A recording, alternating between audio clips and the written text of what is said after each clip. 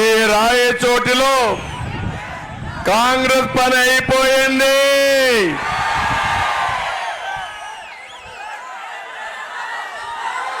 నల్లారి కిరణ్ కుమార్ రెడ్డి గారి చేతుల్లో ఎంపీ చిత్తుగా ఓడిపోవడం ఖాయమైపోయింది.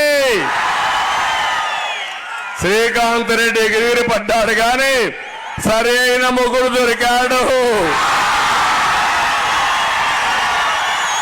అవునా కాదా తమ్ముళ్ళు అడుగుతున్నా నేను మిమ్మల్ని, సరైన జోడి అవునా కాదా? ఓడిస్తారా లేదా? కాంగ్రెస్ పార్టీ పని అయిపోయింది. ఇక కడప ఎవరి ఇలాకా కాదు. ఏ పెత్తందారుల కిందన బానిసలుగా పనిచేయాల్సిన పని లేదు. 13వ తారీఖు మార్పుకు నాంది. గెలుపు మనదే. అభివృద్ధికి పునాదేసుకోవాలి. రాయచోట్లో ఉండే మీరు సిద్ధమా తమ్ముళ్ళు ఆడబిడ్డలు? మిమ్మల్ని అడుగుతున్నా, నేను అడుగుతున్నా మిమ్మల్ని అందరినీ. ముఖ్యమంత్రిగా సైకో జగన్ అయ్యాడు. రాయచోటికి ఏమైనా పనులు చేశాడా అని మిమ్మల్ని అడుగుతున్నా. ఏదైనా అయ్యాయని మిమ్మల్ని అడుగుతున్నా. పోనీ కడపలో స్టీల్ ఫ్యాక్టరీ వచ్చిందా తమ్ముళ్ళు అని మిమ్మల్ని అడుగుతున్నా. సొంత జిల్లాలో రైతుకు ఒక చిన్న పని, ఒక సాగునీటి ప్రాజెక్టు పూర్తి చేశాడా అని అడుగుతున్నా మిమ్మల్ని. నేను ఈరోజు ఒకటే సవాలు విసురుతున్నా. కిరణ్ కుమార్ రెడ్డి గారు సీఎంగా ఉన్నప్పుడు ఈ ప్రాంతానికి మేలు చేసిన వ్యక్తి మళ్ళీ ఎంపీ అయితే కేంద్రంలో కూడా పలుకుబడి ఉన్న వ్యక్తి. తప్పకుండా ఈ ప్రాంతానికి న్యాయం జరుగుతుందని మీ అందరికీ విజ్ఞప్తి చేస్తున్నా. సొంత జిల్లాలో కరువు ఉందా లేదా తమ్ముళ్ళు మిమ్మల్ని అడుగుతున్నా. ఏమైనా ₹1 ఖర్చు పెట్టాడా అని మిమ్మల్ని అడుగుతున్నాను.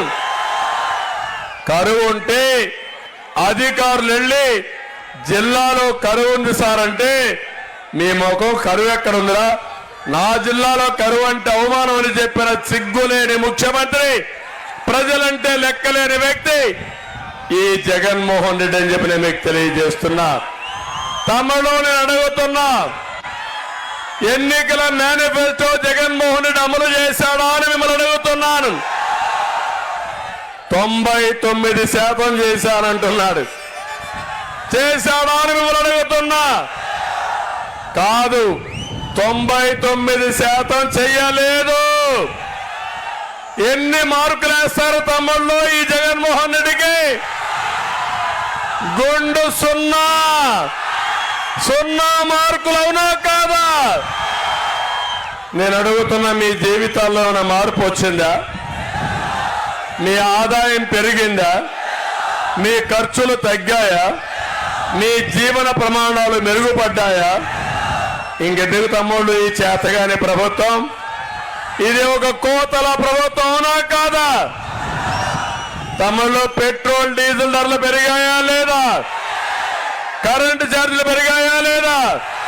ఎన్నిసార్లు పెరిగాయి? 9 సార్లు పెరిగాయి అవునా కాదా? తెలుగుదేశం ఉన్నప్పుడు ₹200 కరెంటు, ఇప్పుడు ఎంత తమ్ముళ్ళు? ₹1000 అయిందా లేదా? పోనీ మా తమ్ముళ్ళు కొంత బలహీనత ఉంది మందు బాబులకి. సాయంత్రం అయితే ఒక క్వార్టర్స్ పడుకోవడం, తెల్లవారితో మళ్ళా కష్టపడడం, ఇది ఆసరాగా తీసుకుని ₹60 బ్రాందీని ఎంత కమ్ముతున్నాడు తమ్ముళ్ళు ఈరోజు? 200 అవునా కాదా? 200 అంటే చేయి చూపించండి. 200 అందరూ అవునా తమ్ముళ్ళు? ₹140 ఎవరి జోలిలేకపోతుంది? సైకో జగన్మోహన్ రెడ్డి తాడేపల్లి ప్యాలెస్ పోతుంది అవునా కాదా అని మిమ్మల్ని అడుగుతున్నా. ఆ మద్యం కూడా నాసి రకం మద్యం. తమిళనాడులో దొరికే మద్యం ఇక్కడ దొరుకుతుందా తమ్ముళ్ళు? తెలంగాణలో ఉండే మద్యం ఇక్కడ ఉందా తమ్ముళ్ళు? అన్ని కూడా జే బ్రాండ్, జగన్మోహన్ రెడ్డి బ్రాండ్లు అన్నీ వచ్చేసాయి. ఆయనే హోల్సేల్, రీటైల్ షాపులో కూడా ఆయన అమ్ముకోవాలి. వచ్చిన డబ్బుల్లో ఆయన వాటా ఆయనకి వెళితే మిగిలిన ఏ కొద్దిగానో ప్రభుత్వ ట్రెజరీకి పోయే పరిస్థితి వచ్చింది. నిత్యావసర వస్తువుల ధరలు పెరిగాయా లేదా అని మిమ్మల్ని అడుగుతున్నారు. ఇవన్నిటికీ సమాధానం చెప్పకుండా ఆయన వచ్చి మాట్లాడుతున్నాడు. నేను ఇచ్చిన హామీలన్నీ నెరవేర్చాను, అన్నీ కూడా అయిపోయినాయి, ప్రజలు ఆనందంగా ఉన్నారని అబద్ధాలు చెప్పే ముఖ్యమంత్రి ఈ ముఖ్యమంత్రి. నేను అడుగుతున్నా, ఈ రాయచోట్లో సూటిగా ఒక 5 ప్రశ్నలు అడుగుతున్నాయన్ని. మద్యాన్ని నిషేధిస్తామని చెప్పావా లేదా? తర్వాతే ఓటు అడుగుతానని చెప్పారా లేదా? చేశాడా తమ్ముళ్ళు? ఓటు అడిగే హక్కుందని అడుగుతున్నా. ఇది నీ ఎన్నికల మేనిఫెస్టో, నేనిచ్చింది కాదు. నువ్విచ్చిన ఎన్నికల మేనిఫెస్టోలో మద్యపాన నిషేధం చేస్తారని చెప్పావు, మాట తప్పావు. ఎన్నికల్లో ఓటు అడిగే హక్కు మీకు లేదని మరొకసారి విజ్ఞప్తి చేస్తున్నా. తమిళలో ఈరోజు ఇంకో పక్క చూడండి, వారం రోజులు సిపిఎస్ రద్దు చేస్తామన్నాడా లేదా? పిఆర్సీ ఇస్తాన్నాడా లేదా? ఇంటీరియం రిలీఫ్ ఇస్తానా? ఎన్ని వారాలైన తమ్ముళ్ళు చేశాడా అని అడుగుతున్నా. జాబ్ క్యాలెండర్ ఇస్తాన్నాడా లేదా? డిఎస్సి పెడతా అన్నాడా లేదా? ఏం తమ్ముళ్ళు ఉద్యోగాలు వచ్చాయా మీకు? మళ్ళీ జాబు రావాలంటే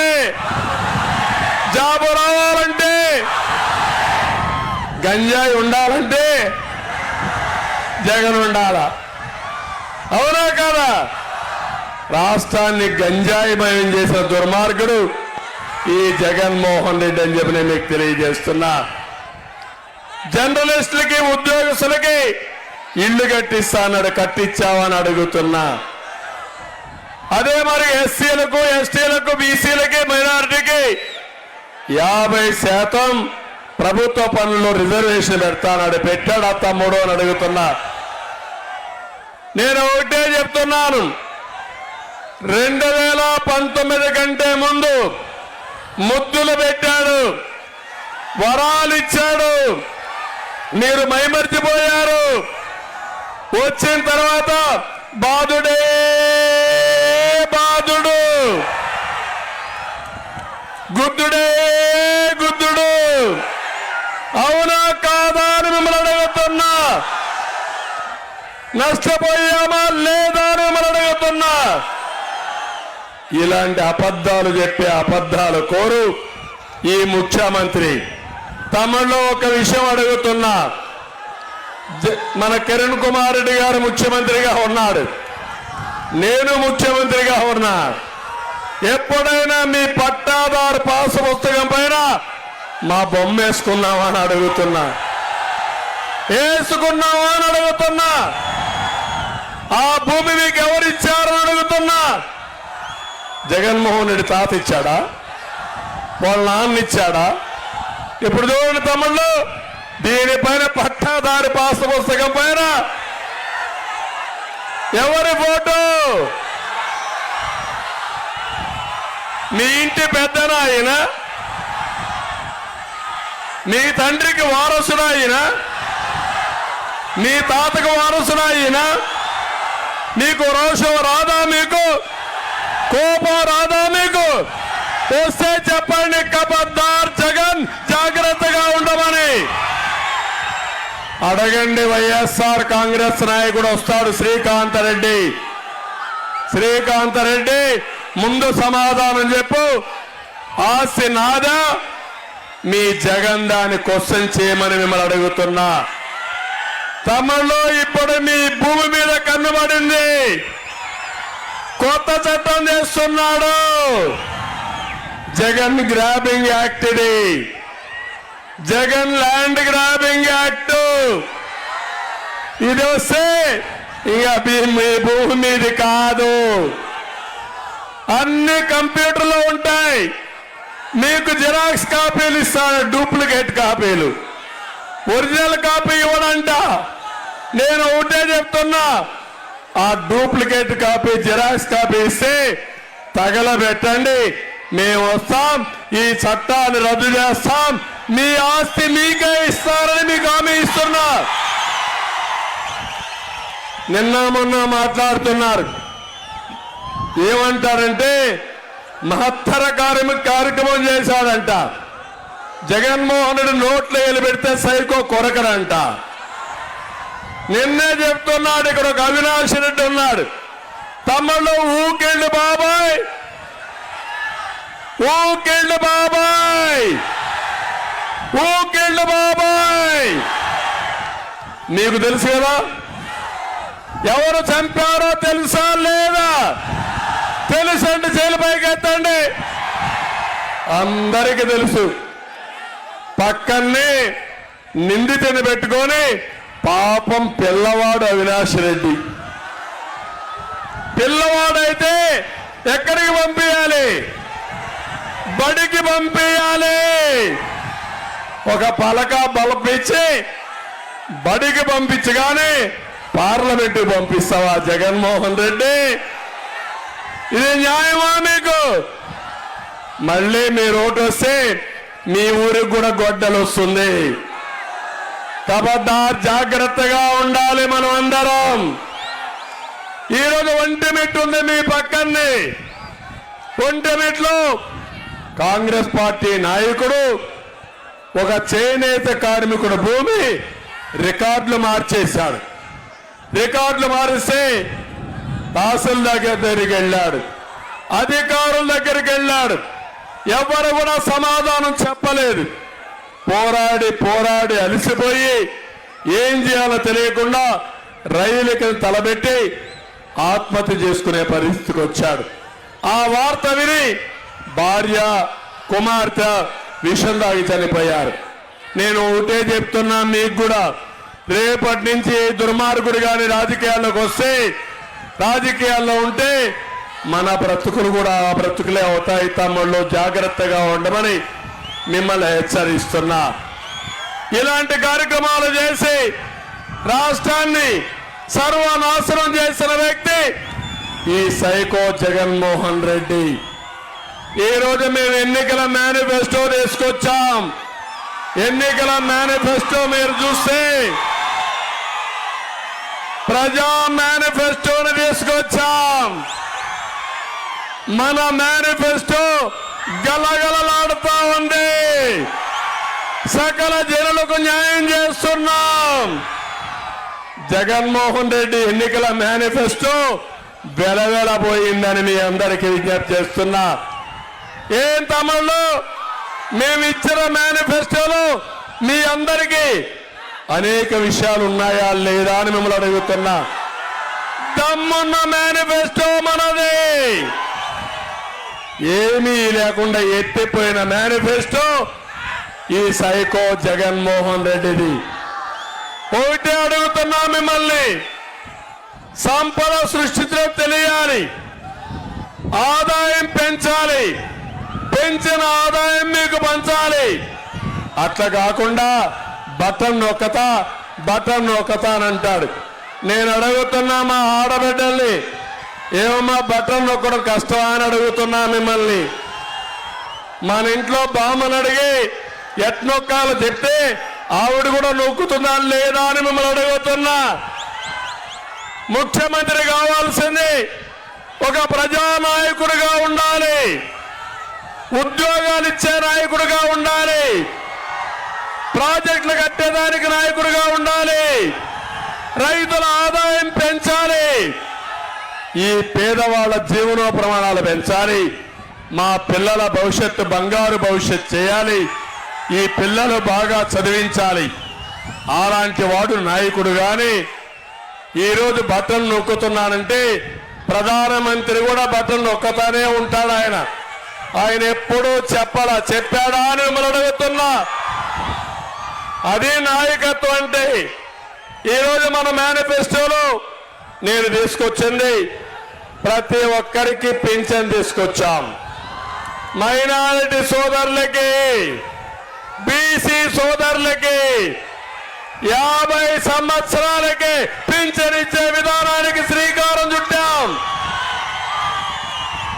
అంతేకాదు ఈరోజు ఒకటి హామీ ఇస్తున్నా, 200 రూపాయలు పింఛన్ చేసింది తెలుగుదేశం పార్టీ, అవునా కాదా? ఇప్పుడు 4,000 నుంచి 3,000 నుంచి 4,000 రూపాయలు చేస్తున్నాం. అది మన ప్రత్యేకత.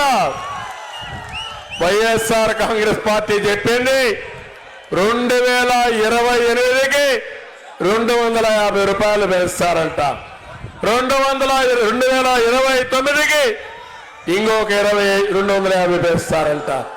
నేను అట్లా కాదు, 4,000 రూపాయలు పింఛను ఏప్రిల్ నుంచి మొదటి నెల ఫస్ట్ తారీఖుని మీ ఇంటి దగ్గర ఇచ్చే బాధ్యత మేము తీసుకుంటాం. దివ్యాంగులకి 6,000 రూపాయలు పింఛన్ ఇస్తామని మీ అందరికీ హామీ ఇస్తున్నా. ఎవరైనా కాళ్ళు చేతులు లేకుండా అవసరపడుతున్నారు, అలాంటి వారికి 15,000 రూపాయలు పింఛన్ ఇచ్చే బాధ్యత మాది. సామాజిక న్యాయానికి పెద్దపీట వేస్తాం, మీకు న్యాయం చేస్తాం. అందుకే పింఛన్లు పెంచడమే కాకుండా చంద్రన్న బీమా మళ్ళా తీసుకొస్తాం. ఎవరైనా చనిపోతే 5 లక్షలు, ప్రమాదవశాత్తు చనిపోతే 10 లక్షల రూపాయలు మీకు ఇచ్చే బాధ్యత మేము తీసుకుంటాం. మట్టి ఖర్చులకు డబ్బులు ఇస్తాం. ఏ కుటుంబం కూడా అనాథ కుటుంబం కాదు. మిమ్మల్ని ఆదుకునే బాధ్యత మాదని మీ అందరికీ హామీ ఇస్తున్నా. తమలో ఆరోగ్యశ్రీలో డబ్బులు వస్తున్నాయా మీకు? ఈ రోజు కూడా 1,500 కోట్ల రూపాయలు డబ్బులు కట్టకుండా అన్ని ఆసుపత్రులు పడకేసి నిరాకరించారు ఏ పేషెంట్లు చూడమని. నేను ఒకటి హామీ ఇస్తున్నా, దేశంలోనే మొట్టమొదటిసారిగా మీ ఆరోగ్య ఖర్చుల కోసం ఆరోగ్య బీమా కింద 25 లక్షల రూపాయలు మీకు ఇచ్చే బాధ్యత మాది. మీరు కావాలంటే గవర్నమెంట్ హాస్పిటల్ పోవచ్చు, ప్రైవేట్ హాస్పిటల్ పోవచ్చు, కార్పొరేట్ హాస్పిటల్ పోవచ్చు. మీ ఆరోగ్యాన్ని కాపాడే బాధ్యత మాదని మీ అందరికీ హామీ ఇస్తున్నా. మీ అందరికీ మండల హెడ్ క్వార్టర్లో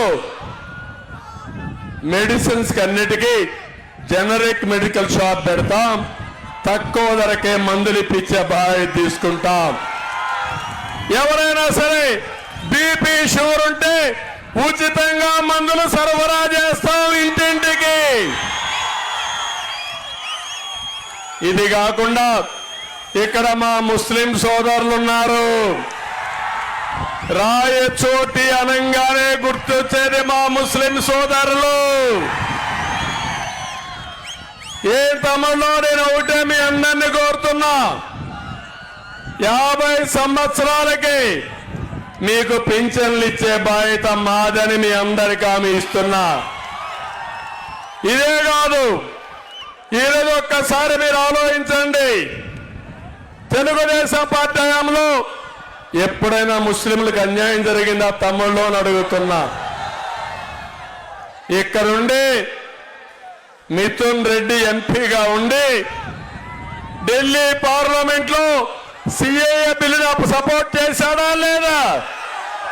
ఎన్ఆర్సీ సపోర్ట్ చేశాడా లేదా? ఇప్పుడు వచ్చి కళ్ళబొల్లి మాటలు మాట్లాడుతున్నాడా లేదా? సపోర్ట్ చేసింది నువ్వు, బిల్లు పాస్ చేసింది నువ్వు.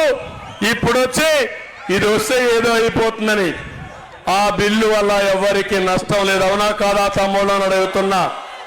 నేను ఒకటే చెప్తున్నాను, ఎన్డీఏలో తెలుగుదేశం భాగస్వామ్యంగా ఉంటే 95లో ఉర్దూ యూనివర్సిటీ పెట్టాం వాజ్పేయి గారి సహకారంతో. ఆ రోజే ఫైనాన్స్ కార్పొరేషన్ ఎస్టాబ్లిష్ చేశాం, హజ్ హౌస్ కట్టాం. తర్వాత రాష్ట్రం విడిపోతే ఇక్కడ ఒక హజ్ హౌస్ కడపలో కట్టాం, కడపలో నేను హజ్ హౌస్ కడితే ఒక డిప్యూటీ సీఎం ఉన్నాడు, 10% పని పూర్తి చేయలేదు తమ్ముళ్ళు. నేను అందుకే మీ అందరికీ హామీ ఇస్తున్నా, కడపలో హజ్ హౌస్ కడతాం, విజయవాడలో హజ్ హౌస్ కడతాం. హజ్ యాత్రకు పోయే యాత్రికులకి 1 లక్ష రూపాయలు ఆర్థిక సహాయం చేసే బాధ్యత మాది. ఇదే కాదు, ఈరోజు ఒకటే చెప్తున్నా, ఉర్దూ 2వ భాష మేమే చేశాం. నేను అడుగుతున్నా, ఈరోజు దుల్హాన్ వస్తా ఉందా మీకు? రంజాన్ తోఫా వస్తా ఉందా మీకు? విదేశీ విద్య వస్తా ఉందా మీకు? ఎందుకు తీసేశారు? తెలుగుదేశం ఉన్నప్పుడు ఇచ్చామా లేదా అని మిమ్మల్ని అడుగుతున్నా. ఇంకో పక్క మౌజములకి ఇమాములకి 5,000 3,000 రూపాయలు ఇచ్చామా లేదా అని అడుగుతున్నా. అదే మరి షాదీ ఖానాలు కట్టాం, మసీదులకు ఆర్థిక సహాయం చేశాం. మళ్ళీ మీ అందరికి హామీ ఇస్తున్నా, మైనారిటీలు కాపాడుకునే బాధ్యత నేను తీసుకుంటా. కిరణ్ కుమార్ రెడ్డి గారు కూడా ఆయన హయాంలో ఎప్పుడు కూడా ఎవరికి అన్యాయం జరగలేదని చెప్పి మీ అందరికి హామీ ఇస్తున్నా. ఇక్కడికి వచ్చినప్పుడు నేను ఒకటే మీ అందరికీ, నూర్ భాషా కార్పొరేషన్ పెట్టి 100 కోట్ల రూపాయలు కేటాయించే బాధ్యత మాది.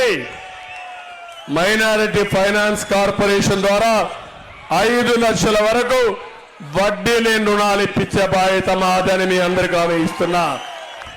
ఇమాములకి మౌజములకి 10,000 5,000 ఆందోళన ఇచ్చే బాధ్యత మాదని మీ అందరికీ హామీ ఇస్తున్నా.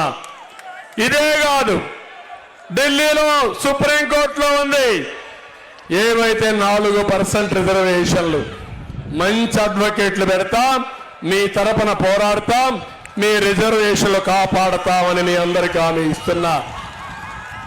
మేము మసీదులు కట్టించేవాళ్ళం. ఈ దుర్మార్గుడు మసీదులే కాదు, ముస్లింల్ని చంపేసే రకం ఈ యొక్క సైకో, అవునా కాదా అని అడుగుతున్నా. నేను అబ్దుల్ కలాంని ప్రెసిడెంట్ ఆఫ్ ఇండియాగా చేయడానికి కృషి చేసిన వ్యక్తిని జ్ఞాపకం ఉందా మీ అందరికీ అడుగుతున్నా. మీరేం చేశారు? కర్నూలు నంద్యాలలో అబ్దుల్ సలాంని దొంగగా చిత్రీకరించి వేధించి 4 కుటుంబ సభ్యులుంటే 4 వెళ్ళి రైల్వే ట్రాక్ తల్లబెట్టి పిల్లలు భార్యతో సహా చనిపోయాడంటే ఈ ముఖ్యమంత్రికి సిగ్గుందా అని అడుగుతున్నా. ముస్లిం సోదరికి రక్షణ లేదు, ఎవరి ఆస్తికి రక్షణ లేదు. ఇక్కడే మైదుకూరులో ఒక ముస్లిం సోదరుడు భూమి వేరే వాళ్ళు గ్రాబింగ్ చేస్తే ఎన్ని అడిగినా సమాధానం చెప్పలేదు. అదే నా పీరియడ్ లో ఎప్పుడన్నా జరిగిందా తమ్ముళ్ళు అని మిమ్మల్ని అడుగుతున్నా. అందుకే మిమ్మల్ని అందరినీ కోరుతున్నా, ఒట్టి మాటలు నమ్మద్దండి.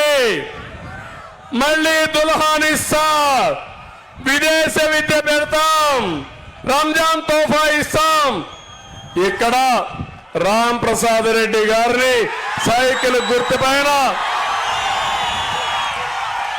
కిరణ్ కుమార్ రెడ్డి గారిని కమలం పువ్వు గుర్తుపైన ఓటేయండి.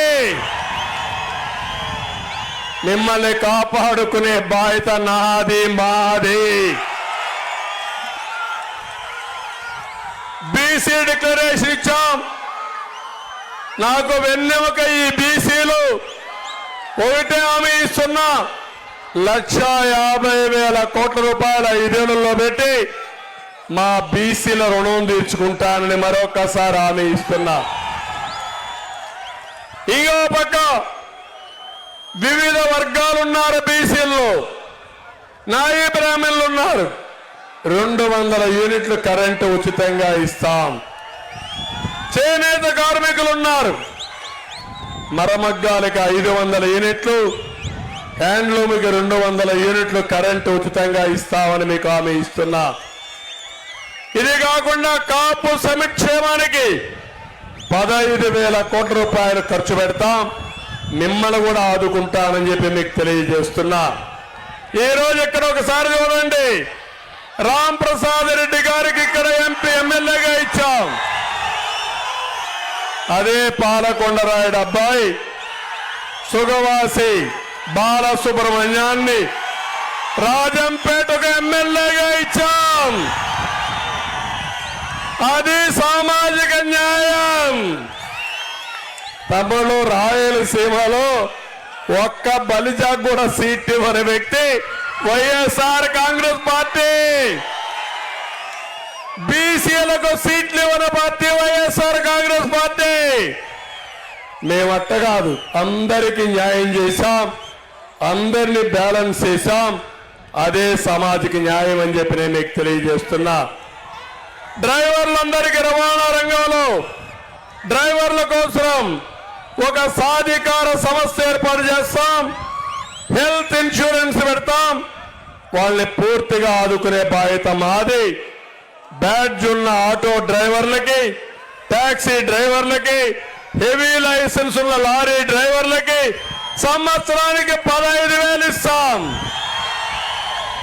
ఆటో కొనాలంటే 4 లక్షల వరకు 4% వడ్డీ రేటుకి ఇప్పిస్తానని మీ అందరికీ హామీ ఇస్తున్నా. డాక్రా సంఘాలకు 10 లక్షల రూపాయలు వడ్డీ లేని రుణం ఇప్పిస్తాం. మా ఆడబిడ్డలకు హామీ ఇస్తున్నా. నెలకు 1,500 ఆడబిడ్డ నిధి, సంవత్సరానికి 18,000, 5 ఏళ్లలో 90,000 ఇచ్చే బాధ్యత మాది. తల్లికి వందనం. ఎంతమంది పిల్లలుంటే ఒకరుంటే 15,000, ఇద్దరుంటే 30,000, ముగ్గురుంటే 45,000, నలుగురుంటే 60,000 ఇస్తామని అందరికీ హామీ ఇస్తున్నా. ఉచితంగా 3 గ్యాస్ సిలిండర్లు ఇస్తాం.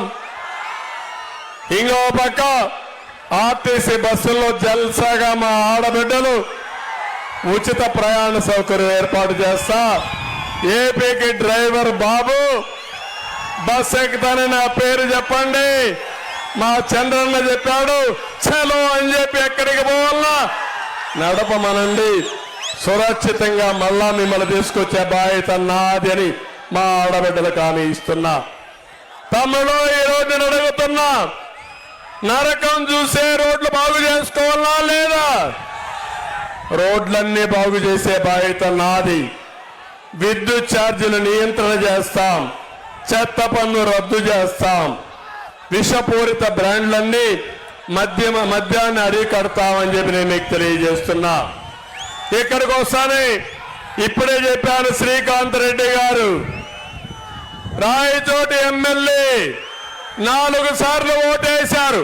అభివృద్ధి జరిగిందా అని మిమ్మల్ని అడుగుతున్నా. మార్పు అవసరమా లేదా అని మిమ్మల్ని అడుగుతున్నా. మార్పు కావాలంటే సరైన వ్యక్తి ఎవరు? గట్టిగా చెప్పండి.